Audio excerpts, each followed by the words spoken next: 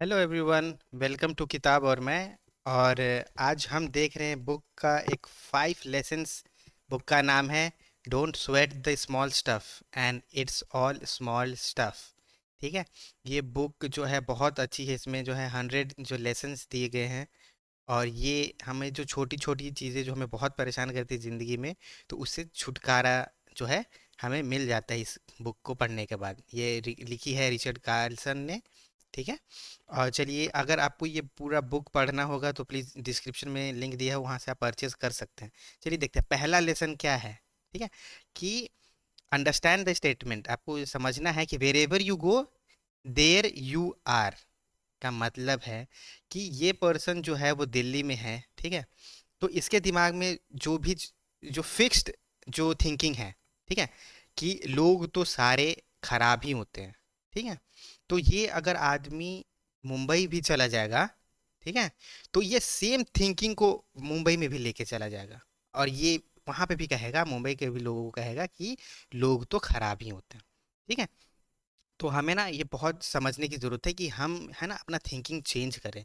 ठीक, हम कोई फिक्स्ड थिंकिंग ना रखें। है ना, हम लोगों को जज ना करें। ठीक है, पहले से। है ना, अगर कोई केरला का आदमी है, वो जो आ रहा है आपसे मिलने, तो ये ज़रूरी नहीं कि उसे हिंदी नहीं आती होगी। है ना। तो हमें इस थिंकिंग, इस रुकावट को, इस बैरियर को ख़त्म करने की ज़रूरत है। ठीक है, पहला लेसन ये है। दूसरा लेसन क्या है? Avoid weather proofing.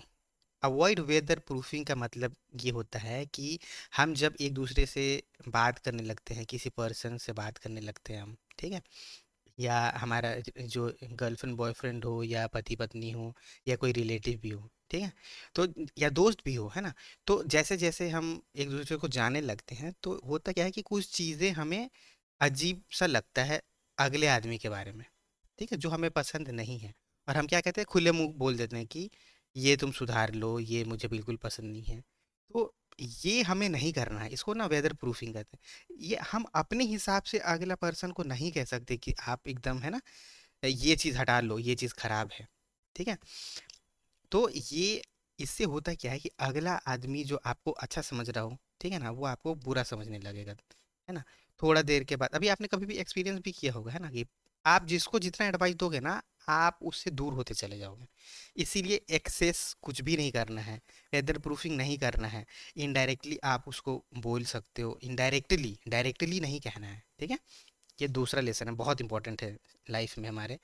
है ना। तीसरा है जो लेसन है कि see the glass as already broken and everything else too. इस जो चैप्टर का ये मतलब है, इस लेसन का ये मतलब है कि देखिए, बालू रेत से ही ना पहाड़ बना है, और कुछ समय के बाद ये पहाड़ दोबारा ही जो है बालू बन जाएगा। ठीक है ना। एक आदमी ने जन्म लिया है, एक बच्चे ने जन्म लिया है, ठीक है, तो उसका अंत भी आएगा। एक पौधा जो है निकला है, ठीक है, बीज से, वो पेड़ बनेगा, अब फिर वो वापस उसी मिट्टी में चला जाएगा। है ना। तो हमें ना हर एक चीज़ को परफेक्ट एक ग्लास की तरह नहीं देखना है। ठीक है। हमें ये भी पता होना चाहिए कि अभी मैं इस ग्लास को इंजॉय कर लेता हूँ, इससे है ना कोल्ड ड्रिंक पी लेता हूँ, इससे मैं पी लेता हूँ कुछ, चाय पी लेता हूँ, या कुछ भी पी लेता हूँ। ठीक है ना। और क्योंकि जब तक ये ग्लास टूटा नहीं है ना, तब तक मैं इसको इंजॉय करता हूँ, ये टूटने ही वाला है ना। ये टूट जाएगा थोड़ी दिन के बाद। ठीक है। तो हम, इसका मतलब क्या है कि आप जानो कि ये चीज़ का ज़्यादा लाइफ नहीं है, कोई भी चीज़ का ज़्यादा लाइफ नहीं है, कोई रिलेशन का ज़्यादा लाइफ नहीं है, बिजनेस का कोई ज़्यादा लाइफ नहीं है, जॉब का कोई ज़्यादा लाइफ नहीं है, और ज़िंदगी का भी ज़्यादा कोई भरोसा नहीं है। तो ये बात बहुत याद रखने की बात है कि सी ग्लास एज ऑलरेडी ब्रोकन। ठीक है, बहुत ज़रूरी। ठीक है।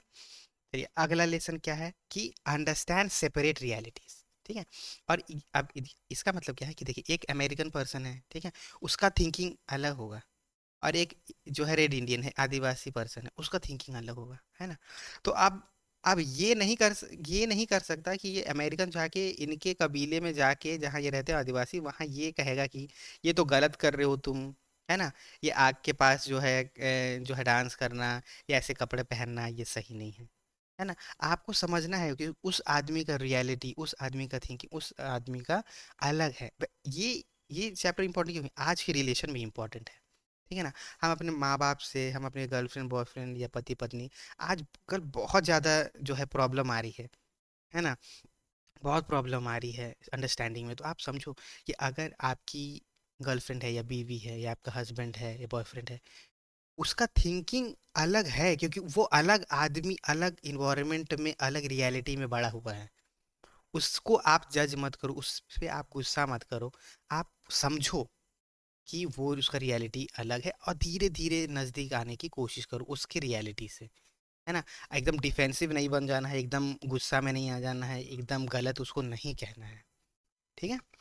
ये इस चैप्टर का जो है थिंकिंग है। और जो लास्ट जो थिंकिंग है, पांचवा जो लेसन है, वो जो इम्पोर्टेंट है, वो है कि breathe before you speak. Breathe before you speak मतलब क्या है कि एक पर्सन आपको कुछ बोल रहा है, ठीक है, तो आप खुले एकदम सेकेंड्स में उसको रिप्लाई मत दो, है ना? खुले में एकदम गुस्सा ना हो जाओ, खुले में एकदम खुश ना हो जाओ, थोड़ा सा गैप लो आप, ठीक है? 5 सेकेंड, 10 सेकेंड बहुत, आपको बहुत लंबा लगेगा, ठीक है ना? लेकिन सामने वाले पर्सन को उतना लंबा नहीं लगेगा, ठीक है? आप याद रखो कि आप जो मुंह से बात निकालोगे तो उसका रिजल्ट क्या होने वाला है। क्या आपका रिश्ता बहुत खराब होने वाला है और आप खराब करने वाले हो, या आप उसको और अच्छा करने वाले हो? तो आप ना बोलने से पहले सोचोगे आप, क्योंकि जो जबान है ना, जो जीभ है, बिना हड्डी का है, लेकिन इसने जो है विश्व युद्ध 2 करा दिए हैं लोगों को। ये एक दूसरे के खिलाफ जो है भड़का सकता है, ये एक दूसरे को जो है बहुत हर्ट कर सकते हैं, इसलिए बोलने से पहले सोचना है, ठीक है? थैंक यू, आपने इतना वीडियो को देखा। प्लीज़ वीडियो को लाइक करिएगा, चैनल को सब्सक्राइब करिएगा और शेयर करिएगा। और इस बुक का जो है लिंक जो है डिस्क्रिप्शन में दिया हुआ है, आप वहाँ से पूरा बुक भी पढ़ सकते हैं। इसमें बहुत सुंदर, बहुत अच्छे अच्छे लेसन्स दिए हुए हैं। Thank you.